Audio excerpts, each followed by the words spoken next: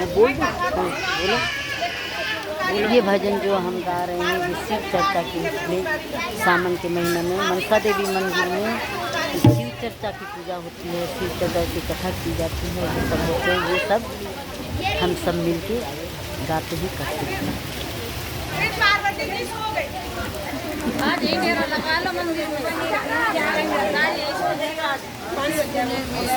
ये बोलना है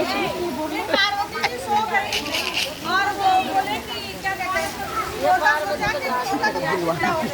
तो अभी मुंडी आई नहीं कथा सुनाना बंद कर देना और छोटा का हुकारी बढ़ता रहा और कथा सुनाते रहे।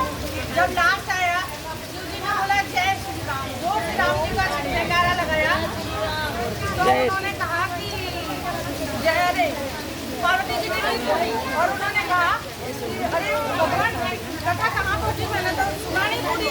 तो शिव जी ने कहा कोई तो है जो हुकारी कौन कर रहा था जब सो गई। तो उन्होंने कहा कि चारों तरफ देखा तो वो तोते का बच्चा जिंदा हो गया।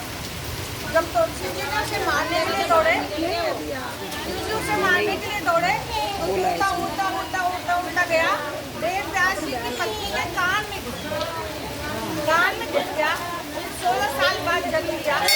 जन्म लेते ही वो पहले तो जन्म नहीं ले रहे थे, जन्म पूछा गया क्यों नहीं जन्म ले रहे, वहाँ से पूछा गया उनको पेट में आग कान लगा के। उन्होंने कहा जब कृष्ण भगवान आएंगे मंत्र सुनाएंगे तभी मैं जन्म।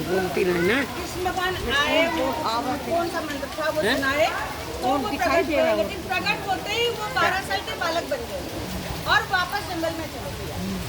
बहुत दिनों तक वहाँ उन्होंने जंगल में तपस्या की। इधर वेद व्यास जी परेशान थे।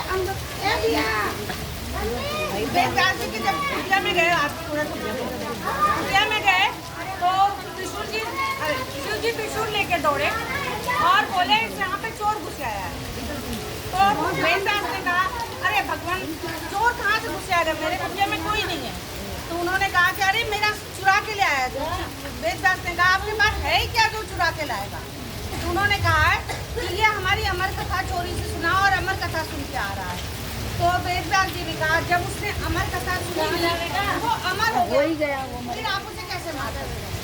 फिर वो जन्म लेते हैं 16 साल बाद और फिर जन्म लेते ही वो 12 साल के हो जाते हैं और जंगल में चले जाते हैं, वहाँ जाके वो तपस्या करते हैं। फिर कृष्ण भगवान आते हैं, उन्हें वो मंत्र सुनाते हैं, फिर वो वापस आते हैं कुछ दिन के लिए अपने माँ बाप के पास। महादेव हर हर महादेव। सावन का पहला सोमवार शिव चर्चा है।